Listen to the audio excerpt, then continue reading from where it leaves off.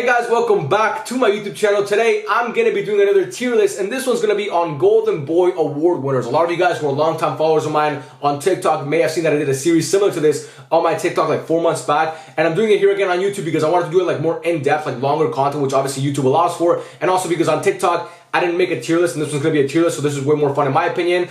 This is going to be, like, we have every single award winner here, like the first winner, Rafael van der Vaart in 2004, to the most recent winner, Jude Bellingham in 2023, and we got every single winner in the middle in chronological order, so it's easy for you guys to follow along. We got 5 tiers today. The 5 tiers are all-time great, good career, could have been more, looks good so far, and not looking good. Those first 3 tiers are reserved for guys who, like, they've had a long enough career and they won the award long enough to where we can put, or they're either retired at this point, to where we can say like what their career was, or like is like what like we can say definitively they had a good career, they had a bad career, or they could have been more. Those last 2 tiers are reserved for younger players, like the most recent winners, who we can't really put a stamp on their career just yet because again they're too young, but we can kind of project of like what they've been and what they're gonna be in the future. So obviously I hope you guys understand that, because I don't want to like a guy like Joao Felix, who obviously hasn't had the best start to his career since winning the award. I can't say he could have been more when the dude's only like 23 years old. You get what I'm saying? So anyway, yeah, we're gonna do this today. I'm super excited to do this. Like I always tell you guys, any other tier list you guys want to see, leave it in the comment section. I promise you I'm going to get to the World Cup winners one. I'm going to do that one tomorrow, so if you want to see that, then tune back in tomorrow. Actually, no, that's probably going to be on Friday, because tomorrow I'm going to post the Roma video, the Barca-Roma game, so if you guys want to see that, then tune in. But yeah, enough yapping. Let's start ranking some Golden Boy winners. Starting off with Rafael van der Vaart, the very first winner of the award. He's going to go into the could have been more category for me. There's no debate about that. He's the epitome. He's a prime example of a could have been more player. This guy had an amazing left foot. At Ajax, he was amazing when he was young. At 18 years old, he was the captain of the team. He won 2 Eredivisie for them. He was kind of looked at to be like this next big star to come out of their academy, a la Johan Cruyff, a la Frank Rijkaard, a la Dennis Bergkamp, but obviously did not end up being that. He went to Hamburg after Ajax, scored a good amount of goals actually at Hamburg his first time around, and that actually did it so he landed a big money move to Real Madrid. He went to Real Madrid, did really nothing of notoriety there at the club. Then he went to Spurs after Real Madrid, dealt with injuries and did nothing of notoriety at Spurs either. Then he went back to Hamburg for a second time around and actually played with Heung-min Son his second time at Hamburg, which is kind of cool. And at Hamburg he scored some goals, but nothing really of importance. Then he went to Betis and bounced around a bunch of small clubs in Europe. So for me, he's the epitome of a could have been more player. Dealt with injuries, didn't really fulfill his potential. He's gonna, like, it's obviously could have been more. Moving on to Wayne Rooney, also known as Waza. He's gonna be an all-time great player to me. There's no debate about that. This guy's arguably the greatest player in the history of the Premier League. He won everything. In club football, he won it all. Champions Leagues, he won 8 Champions League. He made 3 Champions League finals, scored in a Champions League final in 2011 against Barcelona, although I think that goal was actually offside. But anyway, he scored, he won EFL Cups, he won FA Cups, he won Community Shields, he won obviously countless Premier Leagues. He was the centerpiece for one of the most successful teams in the history of the Premier League, obviously Sir Alex Ferguson's Manchester United teams, which from like 05 to 2013, he was dominant. This guy was one of the best players in the Premier League every single year for almost a decade. One of the best players in the world, actually.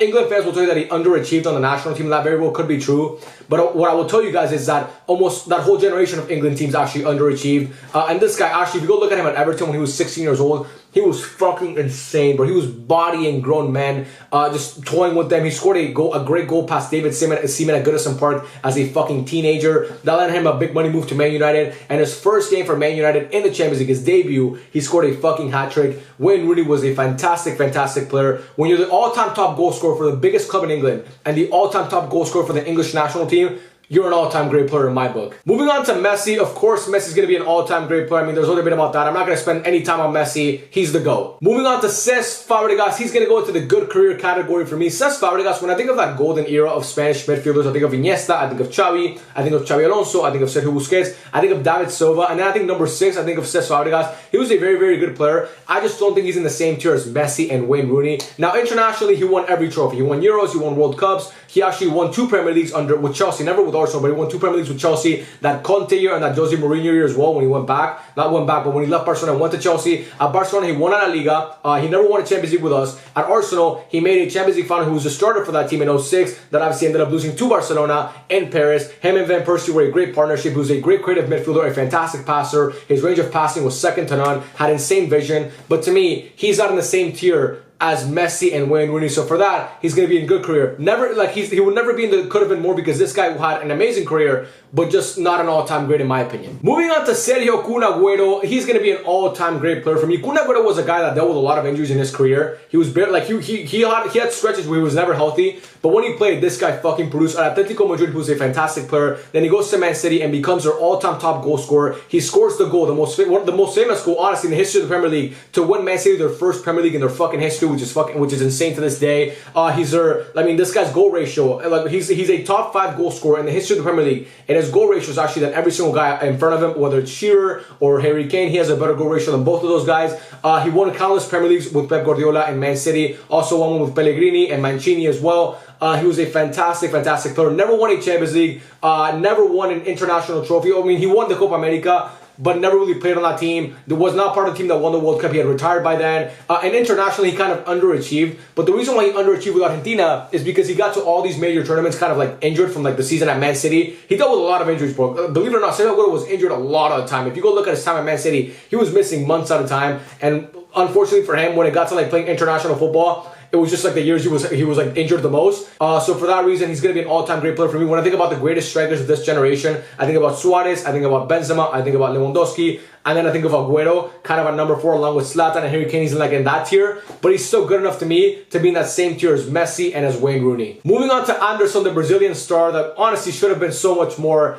This guy was like, he was such a good player at Porto, and then Sir Alex Ferguson really wanted him, but he did not end up working out, of course, at Man United. Probably the worst player on this list, in my opinion. This guy did nothing in his career. He won Premier Leagues with Man United, but never really played. The nightlife, injuries, maybe laziness played a part in this guy's demise. He just never really could stay. Like, when he was healthy and he played, he wasn't good. And then, you know, he would maybe go through like good periods and then he would get injured. So for me, Anderson's going to be a guy who's going to be, could have been more. This guy would drop deep and ping the ball around, just pass the ball. He played very deep. And could control games at times at Porto for sure. But then when he went to Man United, he underachieved. The lights got too bright. And for that reason, he's going to be a could have been more player. Just such a disappointing career. But this guy had so much talent and could have been one of the best. Honestly, he was that talented. Moving on to Alexander Pato, he's going to be a could have been more player to me. Pato was a guy who was so talented coming out of the Brazilian league, a la like Neymar, a la Ronaldinho. He goes to AC Milan on his first game for AC Milan against Napoli. He scores 2 goals. I still remember that goal he scored against Barcelona in the Champions League in like 30 seconds. An insane goal. His acceleration and his speed were fucking insane. He had amazing dribbling. I mean, this guy was the epitome of Brazilian flair and style. Such a great player. But unfortunately for him, injuries played a big part in his demise. He was always injured. Always fucking injured. This guy, I mean, I feel so bad for him because he was really an amazing talent. And then he went back to Brazil. He went to Chelsea, didn't really do anything at Chelsea. And I don't know where he's doing now. Honestly, I have no idea where he's at, where he's playing. But obviously, this guy had the talent to be one of the best players of this generation, a la Neymar. But unlike Neymar, he could never really fulfill his potential. For that reason, he's going to go into the could have been more category along with Rafael van der Vaart and Anderson. Moving on to Mario Balotelli, another could have been more player. I mean, this period of the fucking Golden Boy was terrible. Where Mario Balotelli was a guy who is one of the most iconic players in the history of football. But not because of what he did on the pitch, kind of more like because of his personality.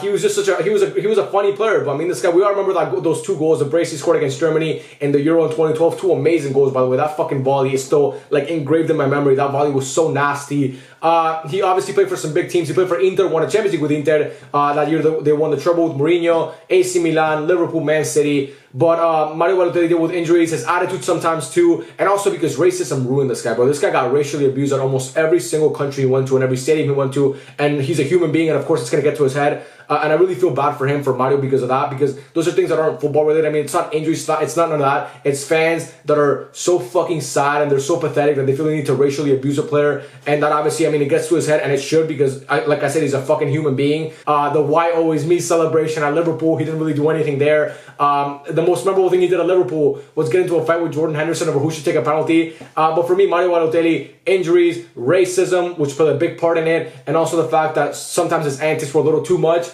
is going to be why he's going to be in the could have been more category. A fantastic talent, but just not anywhere near an all-time great in my opinion, or anywhere near a good career. Moving on to Mario Götze, I'm honestly kind of like, I'm tempted to put this guy in good career because of that one moment that we all know, but I can't put him in good career. And that I gotta put him in could have been more, because that one moment we all know is obviously the game-winning goal in the fucking World Cup 2014 in the final to win Germany their 4th World Cup. I mean, that's an iconic moment. He chests the ball down, he finishes that ball, a beautiful goal. But Mario Götze was a fantastic talent, bro. There was a reason why Bayern Munich wanted this guy.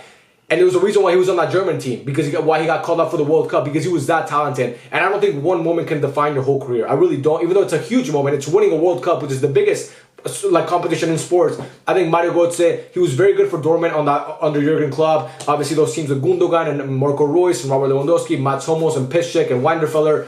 But unfortunately, he got his big move to Bayern Munich and just didn't really do much. But he underperformed at Bayern Munich. Then he went back to Dortmund. Didn't really do much at Dortmund again, and now I don't even know where he's playing. I think he's playing at maybe like some German team right now in the Bundesliga. But Mario Götze was a fantastic. I mean, this guy in tight space dribbling, he was fantastic. He was a very good passer as well. But he was just like that one moment coming off the bench and scoring a winner in the World Cup is amazing. But it's not good enough for me to put you in good career or anywhere near an all-time great. Moving on to Isco, to me, he had a good career. I don't care what anybody says. Isco had a good career. This guy was a pivotal part of one of the most dominant stretches in European football history. I mean, this guy was part of those 3P teams. He started in 2 finals over Gareth Bale in Kiev and in Cardiff. He was a fantastic player to me. And Malaga, he was great. That's why he got his move to Real Madrid. And at Madrid, he was fantastic. Now he's back at Betis this year, and he's been one of the best players in honestly in Europe. I was gonna say in La Liga. He's been one of the most productive players in Europe. He's been that good this season. He's kind of having this resurgence to his career, which I'm super happy about. Even though he's a former Real Madrid player, I still want to see players succeed, and I'm really happy he's doing well. He had that little terrible spell like after he left Real Madrid, and like he went to all these different clubs, and he didn't really do much. But now he's kind of getting back into the groove of things. And at Real Madrid, people forget how good this guy fucking was.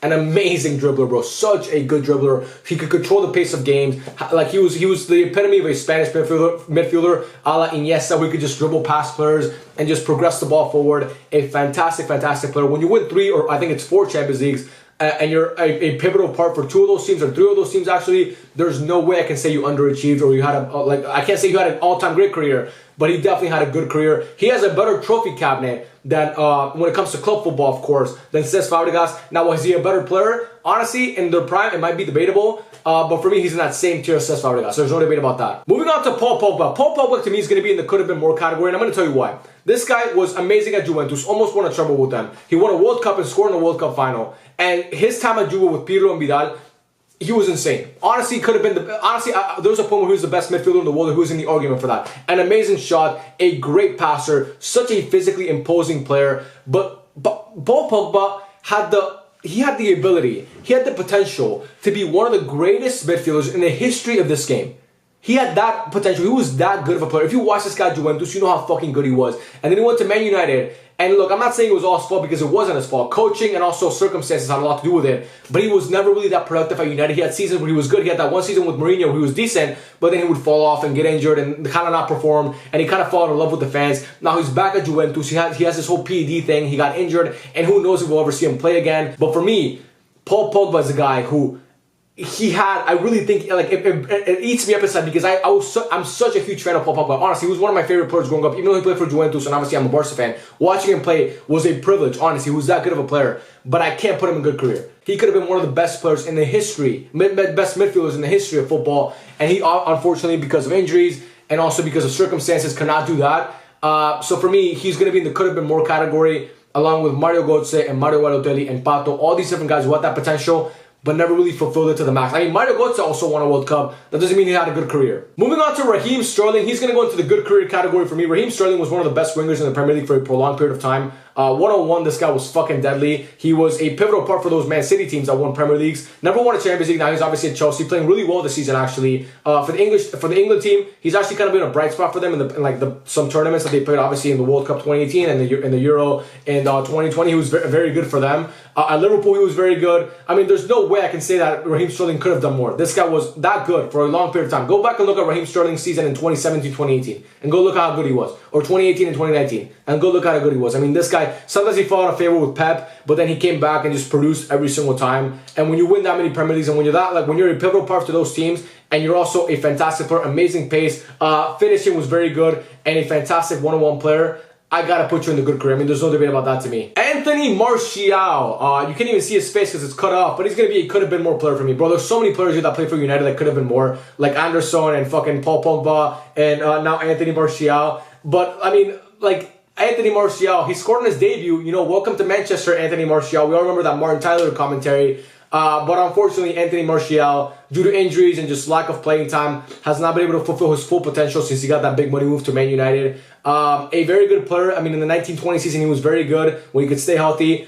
But he shows flashes when he comes on the pitch sometimes. Still forgetting it to this day. When he comes on the pitch, he plays sometimes really well. He's a very good passer. He's a very good playmaker, in my opinion. He can drop deep and kind of pass the ball around. He can also, obviously, he's a decent finisher. But Anthony Martial is just a player who's just not. I mean, we're kind of long enough into his career at this point where we can tell he's just never going to really live up to his potential. He has a Ballon d'Or clause in his contract. A fucking Ballon d'Or clause. I don't even think he's ever been nominated for a fucking Ballon d'Or. So for that reason, he's going to be in the could have been more. Moving on to Renato Sanchez, another guy who's going to be in the could have been more category. Or maybe I should put him in the not looking good so far, but I think he's old enough at this point. I mean, he won Golden Boy in what, 2017? This guy was, I mean, I've known about him since he was like 16 years old. He was in Benfica, was amazing for Benfica, and then Bayern Munich really wanted him. He actually started in the Euros for Portugal, that Portugal team that won the Euros. He was a starter for them at a very young age as a teenager. Then he goes to Bayern Munich.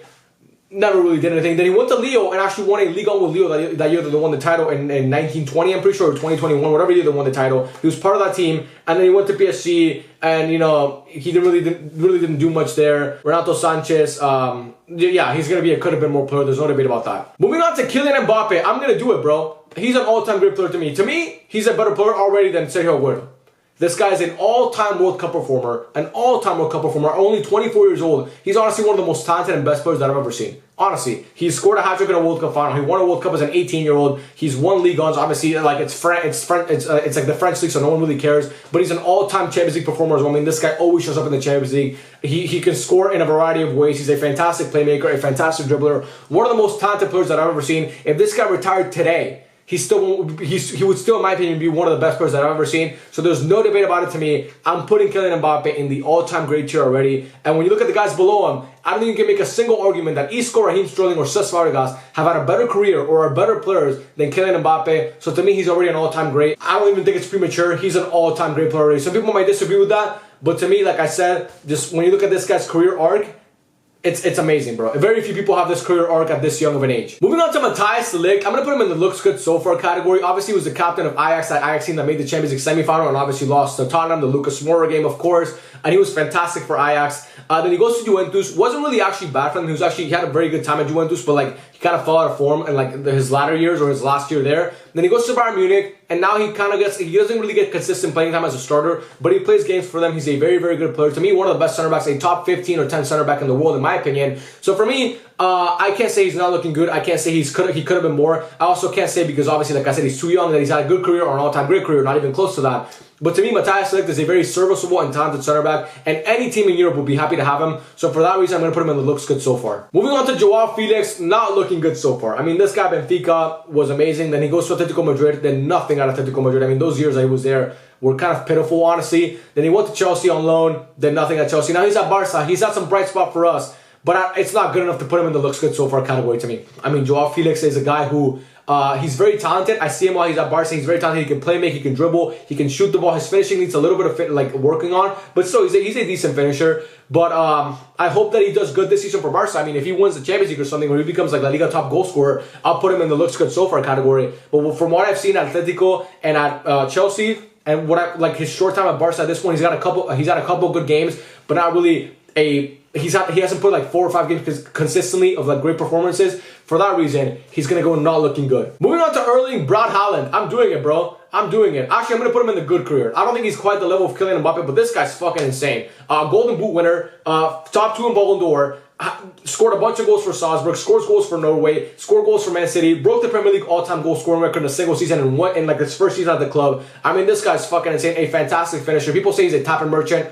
I don't buy that at all. I mean, like, he does score a lot of goals near the goal, and like he scores a lot of his goals near the net, of course. But I mean, this guy's a true number 9. If you give this guy service, he's converting those chances. To me, he's a fantastic player. And like people talk about Norway and how he doesn't qualify for all these tournaments. You put this guy on any team, like Brazil or France, they'd be the favorites to win every single World Cup because he's that good of a player. So to me, similar to Kylian Mbappe, I've seen enough from this guy. He's had a good career. Not really all-time great just yet, but he's had a good enough career to me to put him up there. Moving on to Pedri, he's gonna go into the looks good so far category, but Pedri deals with a lot of injuries, bro. Pedri gets injured a lot, so I'm really afraid that he might end up being a could have been more player. But so far in his career, when he plays, he's one of the best midfielders that I've ever seen at Barcelona, honestly. And I've seen Xavi, I've seen Iniesta, I've seen Cesc Fabregas, I've seen Busquets. Busquets. This guy's up there with all of them. His talent at a young age is fucking insane. His ability to read a game, his ability to pass the ball, his ability to play make, his ability to dribble in tight spaces. I mean, this kid's a fucking phenom, bro. He's so fucking good. Obviously dealt with injuries this season. He's just coming back now. But when this guy plays, he is fucking ridiculously good. To me, a rightful and deserved winner of this award.